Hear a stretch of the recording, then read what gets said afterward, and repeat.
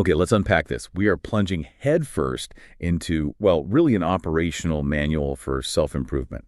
And it's focusing on a philosophy that sounds a bit counterintuitive, maybe, that the fastest way to get massive results is actually through the smallest possible action. We're diving deep into the concept of atomic habits. Yeah, and the source material here is just fantastic because it gives us a whole framework, It's not just motivational fluff.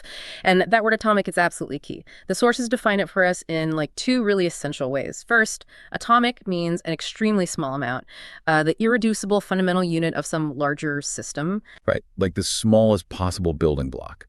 And the second definition, well, that's what makes it so potent. Atomic as the source of immense energy or power. So our mission today is to really understand how these tiny, seemingly insignificant units of our daily behavior can, well, when they compound over time, yield just monumental change. We're going to map out the whole structure, the four-step habit formation model that's cue, craving, response, and reward, and then the four practical laws of behavior change that come from it. Make it obvious, attractive, easy, and satisfying. And we really have to start with the philosophy of compounding itself, because without understanding this, the whole process can feel kind of insignificant day to day. Think about it like this. The difference between getting just 1% better versus 1% worse each day for a year. It sounds tiny, right? But the person who gets 1% better, they end up like 37 times better by the end of the year. The math is just staggering. And the person who gets 1% worse every day, they practically dwindle down to zero. It's the sheer power of time just acting on these tiny, tiny decisions. There's that great analogy of the airplane trajectory. Imagine a plane leaving Los Angeles heading for New York. If the pilot adjusts the heading just 3.5 degrees south, a shift so small nobody on board would even notice it. Well, the cumulative effect of that tiny adjustment over the distance means they don't land in New York City, they land in Washington, D.C. That's hundreds of miles difference, just magnified by distance, by time. Time is absolutely the ultimate multiplier here. Good habits make time your ally, They exponentially increase your positive results. But bad habits, those small repeated errors, the tiny missteps, they turn time into your enemy. They compound into really toxic outcomes, whether that's in your health or your knowledge or even your relationships. And this compounding effect, it often stays completely invisible for a long time until it hits some kind of critical threshold. It's like that famous ice cube analogy, isn't it? If you've got an ice cube in a room, the temperature goes from, say, 25 degrees, 26, 27, 28. Nothing seems to be happening, right? It's still just ice. Then it hits 32 degrees Fahrenheit, and suddenly the ice begins to melt. That single degree shift, which seemed no different from all the ones before it, suddenly unlocks this huge, visible transformation. That's exactly what the sources call the plateau of latent potential. It's such a key concept. People so often quit right there in what feels like a valley of disappointment just before they hit that 32-degree mark. They feel like all their effort is being wasted because they're working hard, putting in the time, but the ice isn't melting yet. They don't see the results. They don't realize the work isn't wasted at all. It's being stored. It's accumulating, building up potential, just waiting for that tipping point. Which brings us perfectly to part one. The sort of grounding story, the personal experience that really convinced the author that this whole system-first approach was absolutely necessary. We have to start with this really painful foundational event, a severe injury the author sustained back in high school in 2002. Yeah, it was a horrific accident during a baseball game. He was hit directly in the face with a baseball bat that slipped from someone else's hands. The initial trauma was just incredibly severe. He was rushed to the hospital, actually placed in a medically induced coma. The swelling in his brain was causing repeated post-traumatic seizures. It was really touch and go. And the recovery, wow, it was just this grueling reintroduction to basic reality. There's this detail where when the nurse tried to orient him, he genuinely thought the year was 1998 and the president was Bill Clinton, but it was actually 2002 and George W. Bush was president. That kind of disorientation just shows how serious the brain injury was. Mm-hmm. And the physical recovery was incredibly long. It took 8 months before he could even drive a car again. So much of it was focused on just basic motor pattern rehabilitation, things we take for granted. But the emotional damage, well, that was just as severe, if not more so. For a high school kid dreaming of playing professional baseball, the ultimate blow came when he was cut from the varsity team as a junior. The source describes the humiliation of that moment, just sitting alone in his car, crying. That was really the psychological rock bottom for him. Yet the comeback story, because there is a comeback, making varsity as a senior, building his body up significantly from 170 to a lean 200 pounds, eventually becoming a team captain in college. That wasn't powered by some single miraculous event or overnight change. No, It was powered by accumulating small, consistent habits day after day. Better weightlifting habits, better sleep habits, better study habits, and that whole experience forced him to really distinguish between goals and systems. And this distinction is, well, it's everything in this framework. Goals are about the results you want to achieve, right? But achieving a goal only changes your life for that specific moment. Think about the classic yo-yo effect in dieting, or runners who train hard for a marathon, cross the finish line, and then they just stop training. The goal is done. So the goal is the outcome, the finish line. But the system is the process that actually gets you there. So if you're a musician, the goal might be, I don't know, playing a complex new piece perfectly. But the system, that's the weekly practice schedule, the routine for breaking down the difficult parts, how you get feedback, how you integrate it. That's the system. Exactly. And the crucial mental shift is learning to fall in love with the process, not just fixating on the outcome. You have to solve problems at the systems level, not just chasing the results. Because when you fix the inputs, the system itself, the outputs, the results, they generally tend to fix themselves over time. Okay, but wait a second. If I completely ignored the outcome, the goal, wouldn't I sort of lose my initial motivation? I mean, surely we need the goal to at least point us in the right direction, right? Oh, absolutely. The goal provides direction, no doubt. But the danger of being solely goal-oriented is that you're constantly postponing your happiness, your satisfaction. If satisfaction only comes when you hit the outcome, the race is finally run, the book is finished, the savings target is met, then you spend the vast majority of your time feeling like you're failing or falling short. A systems-first mentality, though, it allows you to feel successful, feel content anytime your process is running. Anytime you execute the system, regardless of the immediate output that day. So yeah, the goal sets the compass, but the system is what actually makes the progress happen. Okay, that makes a lot more sense. And the sort of final evolution of this system thinking is tying it directly to identity change. This is deep stuff. It's not just about what you want to achieve, but who you actually wish to become. We're talking about these 3 levels of change: the outcome level, the results, the process level, the system, and then the deepest level, the North Star, really, identity, who you fundamentally believe you are. Precisely. Our behavior is so intrinsically tied to our self-image, often in ways we don't even realize.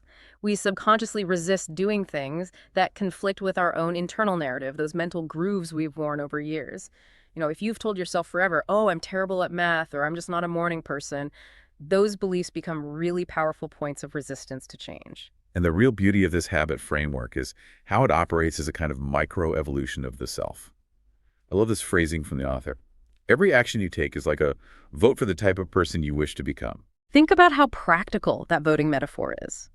If you spend just 5 minutes cleaning up your kitchen when you didn't feel like it, that's 1 vote cast for being a tidy, organized person. If you drag yourself to the gym, even for a short workout, that's a vote for being the type of person who exercises regularly. You're constantly undergoing these little microevolutions step by step, reinforcing the identity you actually want to build. This feels much more profound than just standard self-help tips. This approach fundamentally shifts the focus. It's not just about getting better results like losing weight or getting a promotion. It's about changing the core beliefs you hold about yourself. You're not just trying to run a marathon. You're trying to become a runner. You're not just trying to write a book. You are trying to become a writer. Exactly. The true significance of habits isn't really the immediate, tangible result you get today or tomorrow. It's the subtle, but absolutely relentless way they develop and solidify your deepest beliefs about who you are. Your self-image literally follows the proof provided by your actions. You quite literally become your habits, because those habits are the evidence you submit to yourself day in and day out. Okay, here's where it gets really interesting, as you said. Let's break down the actual mechanics of how this habit formation loop works inside us. The fundamental reason our brain even forms habits in the first place is, well, it's lazy in a smart way. It wants to reduce cognitive load. Our conscious mind, our attention, it's a huge bottleneck. So the brain is constantly looking for shortcuts, ways to automate recurring behaviors, to free up that precious attention for higher level thinking, for new problems. Exactly. Habits are basically just mental shortcuts. They're memories of the steps you followed before to solve a recurring problem effectively. And the behavioral science roots for this go way back, actually, like Edward Thorndike's experiments in 1898 with cats escaping from puzzle boxes. He observed that behaviors followed by satisfying consequences in the cat's case, getting food, became much more likely to happen again in the future. That's classic operant conditioning. Stimulus, response, reward. Right. But the integrated model we're exploring today, it adds these crucial cognitive and internal layers. It accounts for our thoughts, our feelings, our motivations. And this forms the four-step loop cue: craving, response, reward, which, the source argues, underpins every single action we take, whether it's a good habit or a bad one. Yeah, we need to really detail these 4 stages because they always occur in this specific order, and understanding them is key to changing them. First up is the cue. This is the trigger. It's that little piece of information, could be visual, auditory, location-based, that predicts a reward is coming. Cues basically signal the location of primary rewards, like food or water, or, more often in modern life, secondary, learned rewards, like money, status, social approval, stress relief. And that cue leads directly into stage two, the craving. This is the real engine of the whole habit process, the motivational force behind it. The craving isn't just some vague feeling. It's the specific internal state, the thoughts, the feelings, the beliefs, the emotions that makes the potential reward seem attractive right now. It's essentially the desire to change your current internal state. You feel stressed, you crave relief, you feel bored, you crave stimulation. And that desire, that craving, naturally leads to the response. This is the actual habit you perform. It could be a physical action like picking up your phone, grabbing a cookie, opening a nap, or it could be a mental action like worrying or mentally rehearsing an argument. And finally, stage 4 is the reward. The reward serves two absolutely vital functions at the same time. First, obviously, it satisfies the craving. It delivers that moment of contentment or pleasure or relief you were seeking. Second, and maybe even more importantly for habit formation, it teaches the brain. It closes the loop. It tells your brain, hey, remember that cue? When you did this response, you got this reward. That worked. Let's do it again next time. It codes the behavior as worth remembering and repeating. Let's use maybe a less obvious example than the phone buzzing. Say the cue is you sit down at your desk to start a really complex, maybe unpleasant work project. The craving that immediately arises is the desire to escape that feeling of mental resistance, maybe the stress or overwhelm. The response: you instantly open up social media or check your email for the 5th time. The reward: that momentary hit of distraction, the relief from the difficult task. Your brain has now powerfully linked starting complex project, cue, with the relief found in checking social media, reward. That loop becomes incredibly durable, even if it sabotages your actual goal. Wow, that's fascinating, because it means the bad habit isn't necessarily giving you something truly valuable. It's just satisfying the craving for a change in state, usually relief, even if the habit itself is harmful in the long run. So the 4 laws of behavior change are basically just practical strategies to hijack this natural loop, to manipulate it in our favor. We're going to figure out how to make the cues for good habits more obvious, make the cravings for them more attractive, make the responses easier to do, and make the rewards more satisfying. Exactly. So moving into the practical application, how do we actually do this? We start by engineering our physical surroundings, which brings us to the very first law: make it obvious. And this law works so well because fundamentally we are overwhelmingly visual creatures. The source material points out something pretty staggering. Of the roughly 11 million sensory receptors in the human body, an estimated 10 million are dedicated just to sight.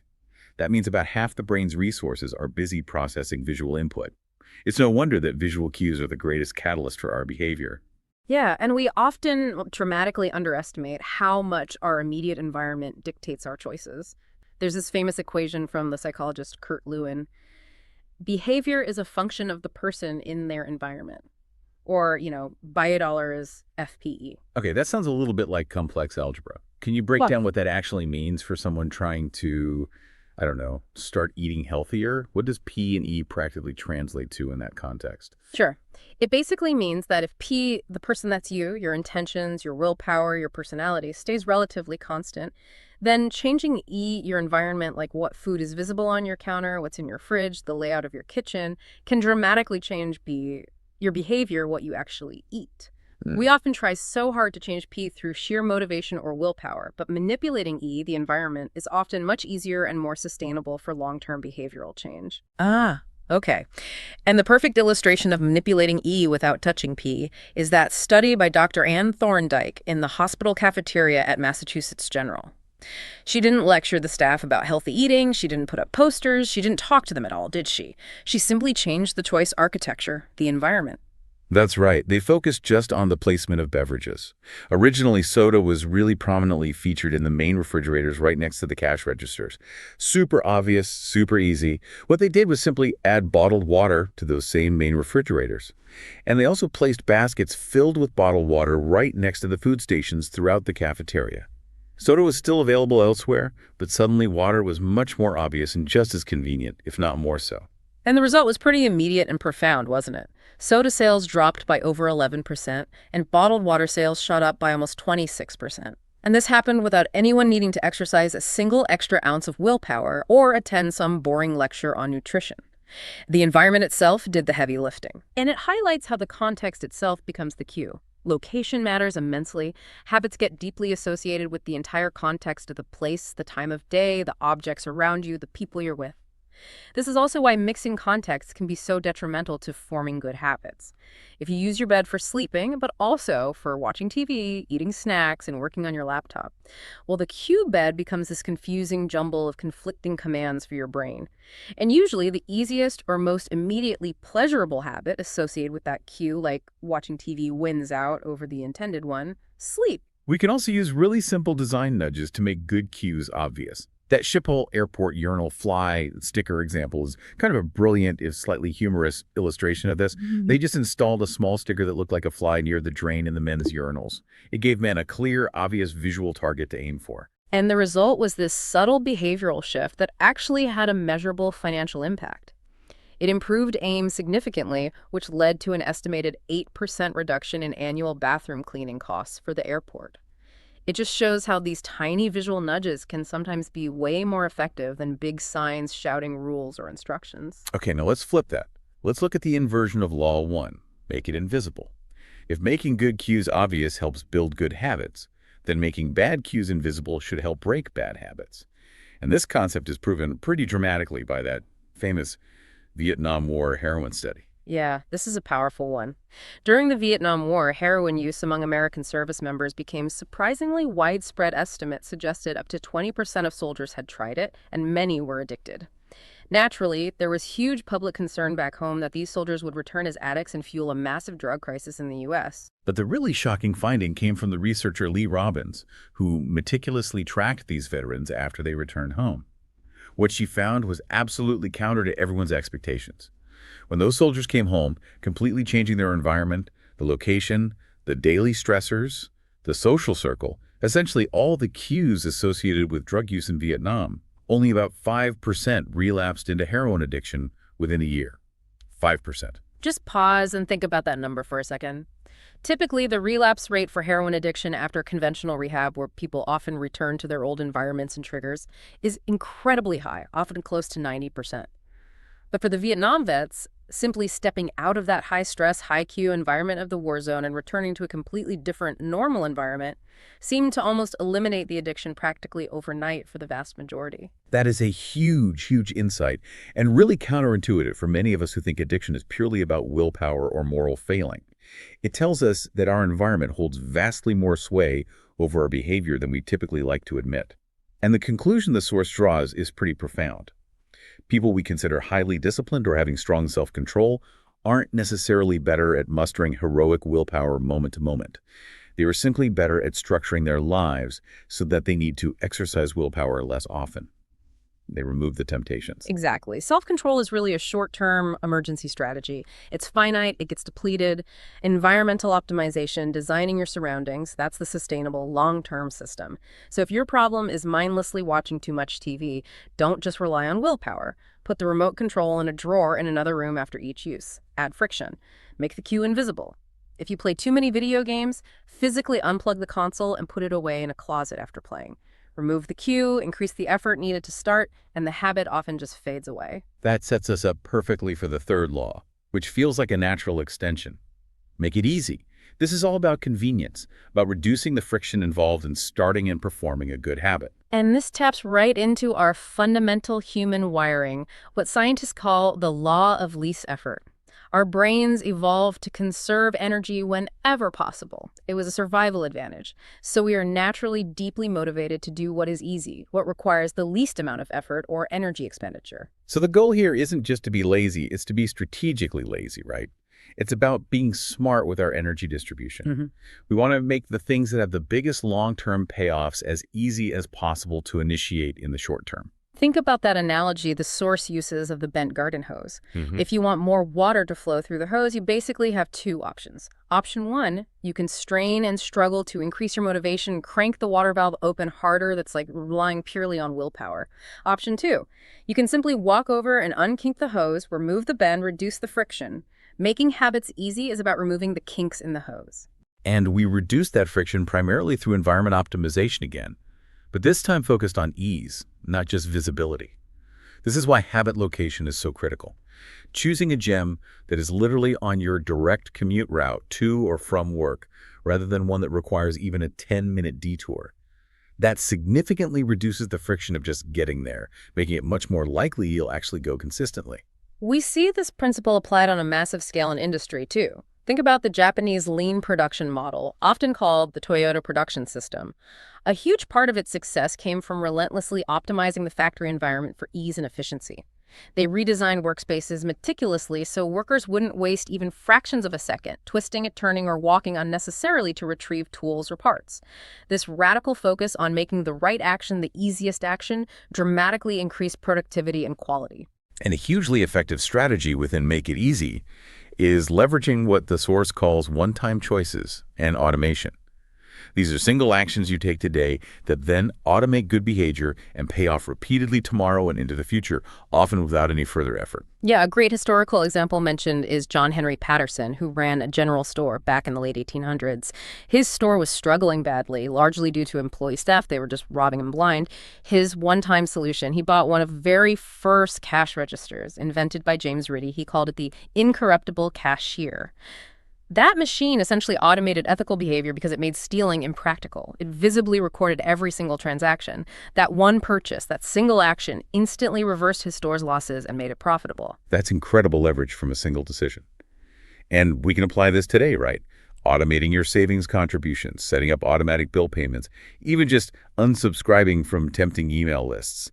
These are all one-time choices that automate good financial habits or remove temptations, and they deliver increasing returns over time while freeing up our mental energy. Absolutely. And for building brand new habits from scratch, the most crucial technique under Make It Easy is the 2-minute rule. The source material is really insistent on this. When you are starting any new habit, the very first action should take less than 2 minutes to perform. The idea is to make the starting ritual so ridiculously easy, so non-intimidating that you basically cannot say no to doing it. Okay, so give me an example. If my ultimate goal is to, say, run 3 miles every morning, the 2-minute rule version would be? The gateway habit would be put on my running shoes and step outside. That's it. Takes less than 2 minutes. If your goal is read for 30 minutes before bed, the gateway habit is read 1 page. The action that follows the first 2 minutes can be challenging, sure, but the initiation, the first 2 minutes, must be easy. But don't people dismiss that? Like, what's the point of just putting my shoes on if I don't run? Or reading 1 page won't make a difference? They absolutely do, and that's the mistake. The point isn't the immediate outcome of that tiny action. The point is mastering the habit of showing up. It's casting that identity vote we talked about earlier. I am the type of person who puts on their running shoes. You have to standardize the beginning of the process before you can optimize the whole performance. A habit has to exist, even in tiny form, before it can be improved or scaled up. Got it. Standardize before you optimize. Okay, so we've covered engineering the external environment with obvious and easy. Now let's shift to the internal landscape, our motivation. This brings us to the second law. Make it attractive. This seems to center entirely on the craving stage of the habit loop and the powerful role of the neurotransmitter dopamine. That's right. Habits are fundamentally driven by a dopamine feedback loop in the brain. We know that the behaviors that tend to become most highly habit-forming, think, drugs, junk food, video games, social media scrolling, are all associated with significant dopamine release. But here's the crucial insight that recent neuroscience has given us. Dopamine isn't really the pleasure chemical we used to think it was. It's more accurately the anticipation or desire chemical. It's what drives wanting, the motivation to act. Okay, that distinction is critical, isn't it? Dopamine spikes when you anticipate the potential reward, not just when you actually experience it. The sources confirm this. The anticipation of an experience can often feel even better, more motivating than the actual attainment of it. Desire is the engine of behavior. Think about gambling addicts. The biggest dopamine spike often comes right before they place the bet, during the anticipation, not necessarily even if they win. The thrill is in the wanting. Precisely. So since anticipation is such a powerful driver, we need to figure out how to engineer anticipation, how to make our good habits more attractive, more desirable. And the most effective strategy the source offers for this is called temptation bundling. Temptation bundling. Okay, what's that? Right. Sounds intriguing. It's basically the strategy of pairing an action you want to do with an action you need to do. You make the desirable action contingent upon performing the necessary action first. It leverages the anticipation of the want activity to pull you through the need activity. Okay, the perfect example given is that engineering student, Ronan Byrne. He wanted to watch Netflix, but he knew he needed to exercise more. So he literally hacked his stationary bike and connected it to his laptop. Netflix would only stream if he was cycling above a certain minimum speed.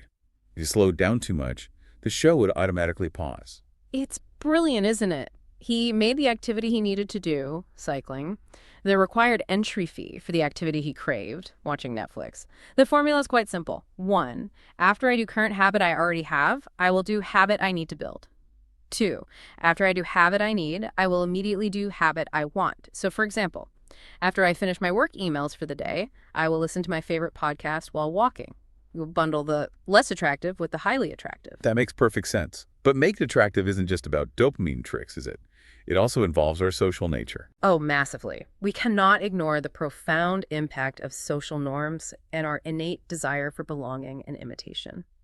Humans are fundamentally herd animals. We have this deep-seated evolutionary drive to bond with others, to fit in, to earn respect and approval from our group. Consequently, we are powerfully drawn to behaviors that we perceive will earn us status, respect, praise, and acceptance within our important social circles. The source material says we tend to imitate 3 main groups primarily. The close, our family and friends, the many, the broader tribe or culture we identify with, and the powerful, those who have high status, success, or expertise that we admire. The invisible influence, especially from our immediate peer group, is just immense. There was that groundbreaking study mentioned, wasn't there, about obesity spreading through social networks? Yes, the Framingham Heart Study follow-up.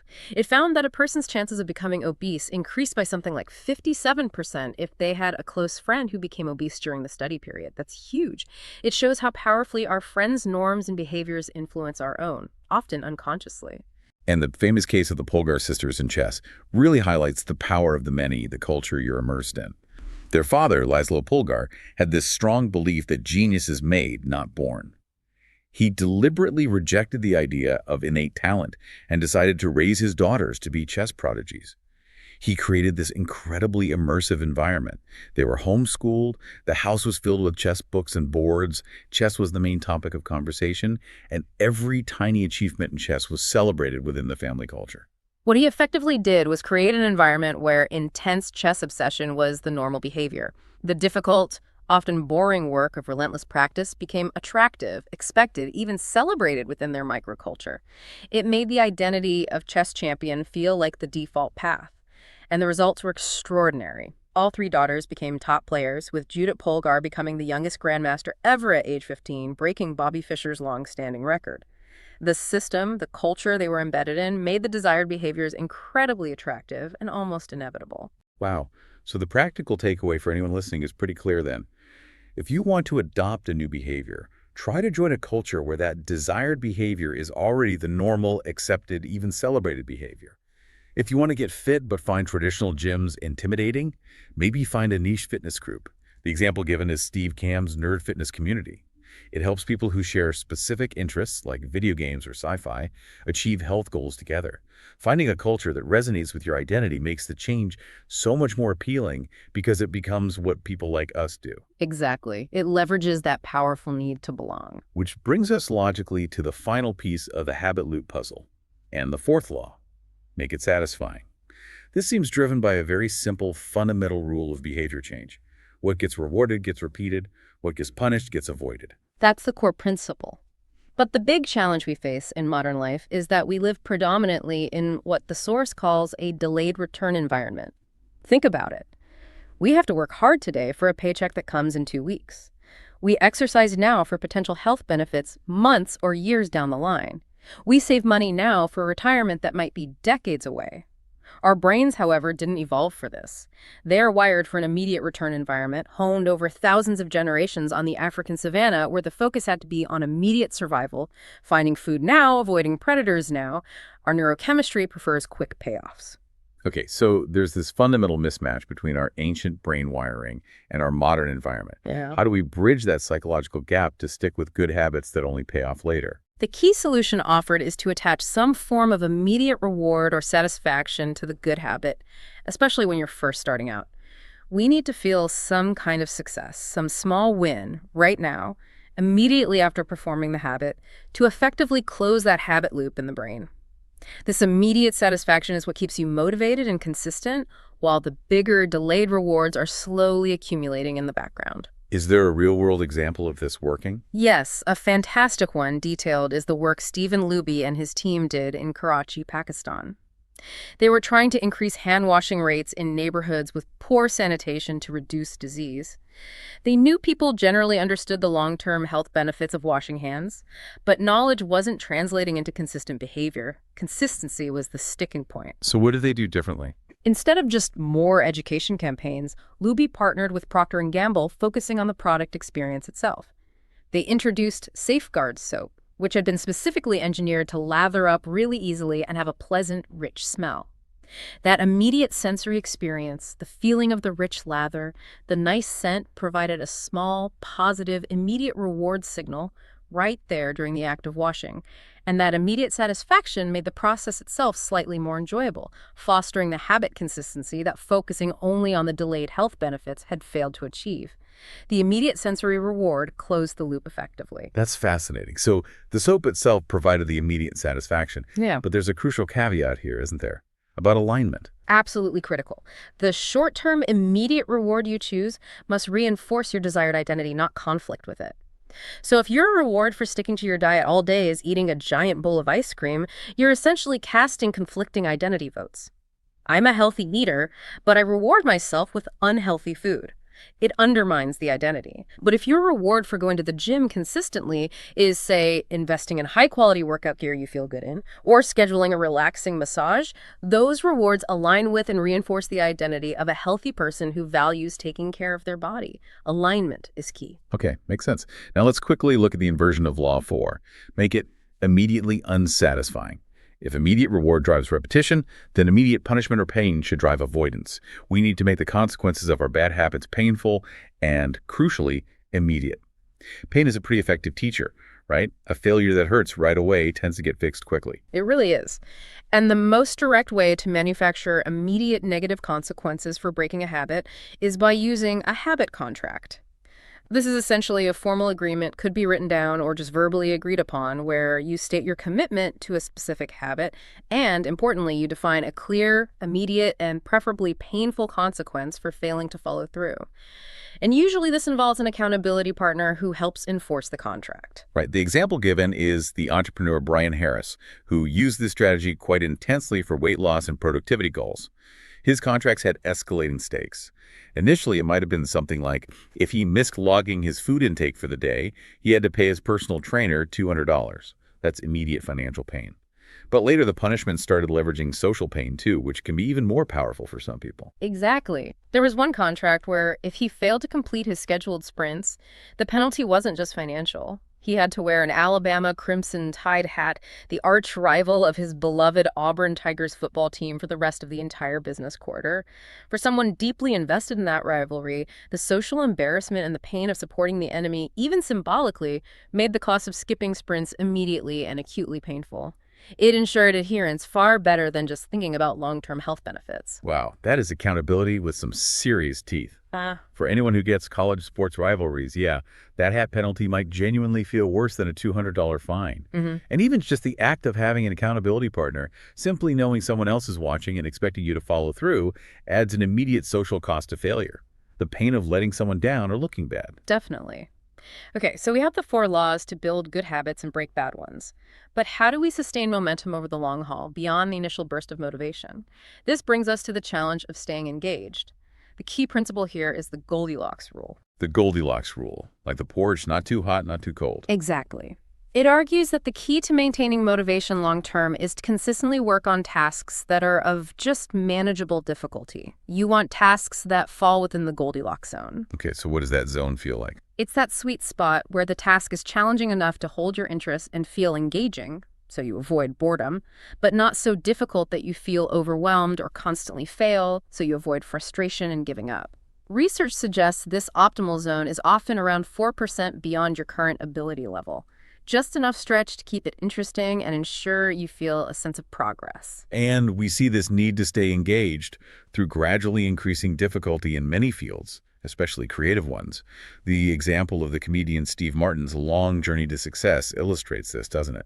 It really does. He famously noted that his overnight success actually took about 18 years. He broke it down.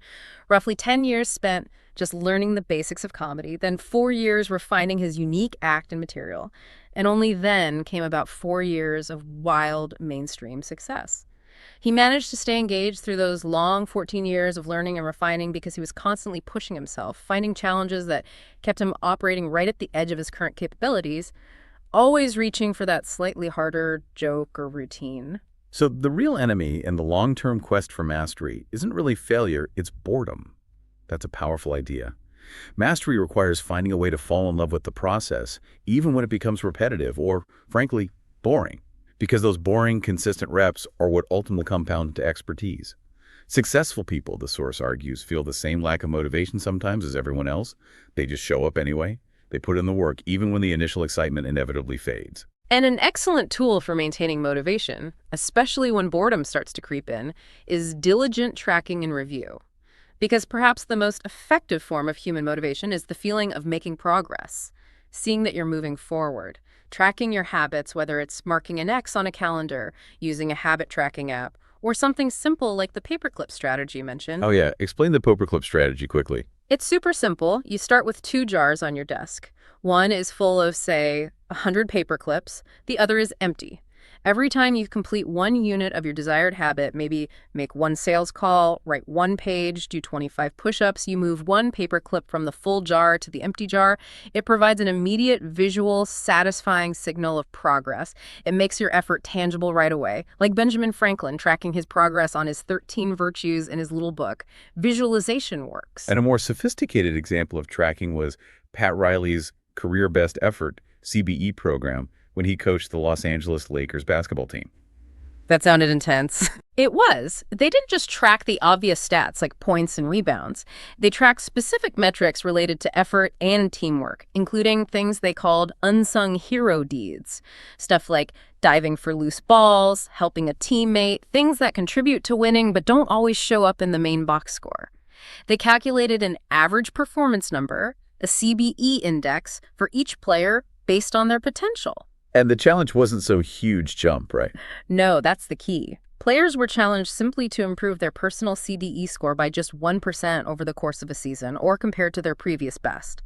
This relentless focus on small, continuous, measurable improvement, literally atomic habits in a team context, was credited with helping the Lakers achieve incredible success, including becoming the first NBA team in 20 years to win back-to-back championships at that time. It formalized the philosophy. But life happens. What about when you inevitably slip up, you miss a day, you break the streak? Does that ruin everything? Not necessarily, and this is where the mistake rule comes in. Never miss twice.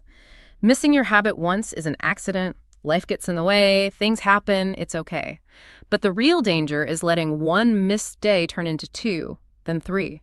Because missing twice isn't just a slip-up, it's potentially the beginning of a new, undesirable habit.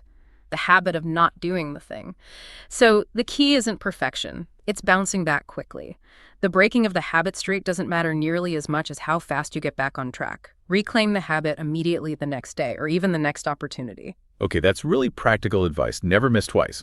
Finally, for true long-term sustainability and, frankly, happiness with the process, the source emphasizes aligning your habits with your natural inclinations, your genes, and personality. Yeah, this is crucial.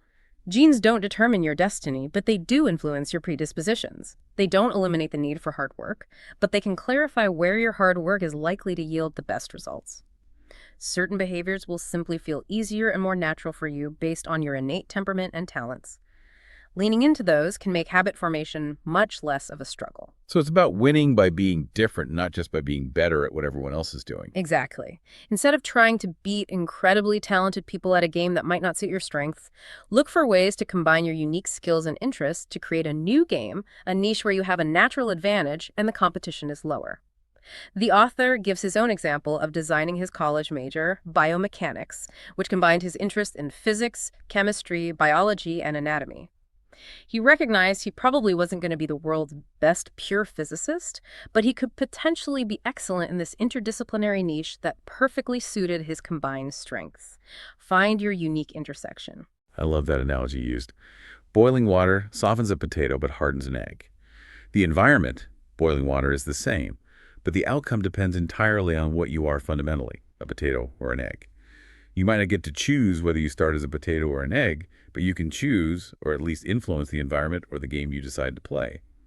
Choose the situation where your natural disposition is actually an advantage, not a weakness. Work hardest on the things that come easiest to you, because that's where your potential for compounding growth is likely highest. That's a great summary of it. Play a game that favors your strengths. So after all this, what does it all really mean?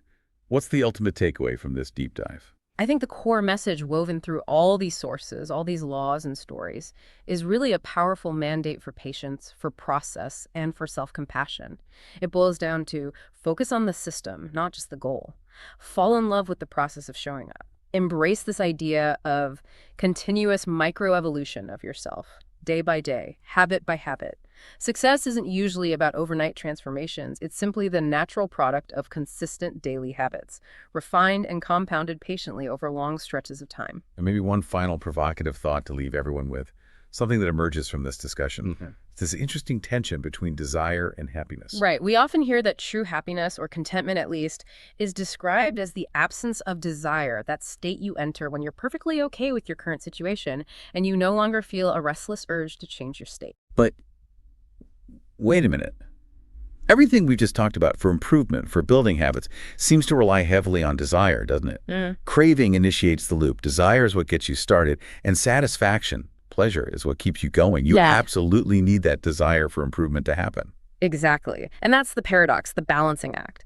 The challenge, especially for anyone driven to learn and grow, is to somehow hold both things in tension. You need to balance that constant, healthy yearning for more, that internal drive to keep casting those votes for the person you wish to become, with the equally important ability to find genuine satisfaction, appreciation, and contentment in the progress you've already made in the system you're running today. Because without the desire, you stagnate.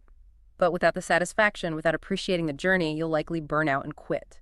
You need both to keep that powerful habit loop cycling indefinitely.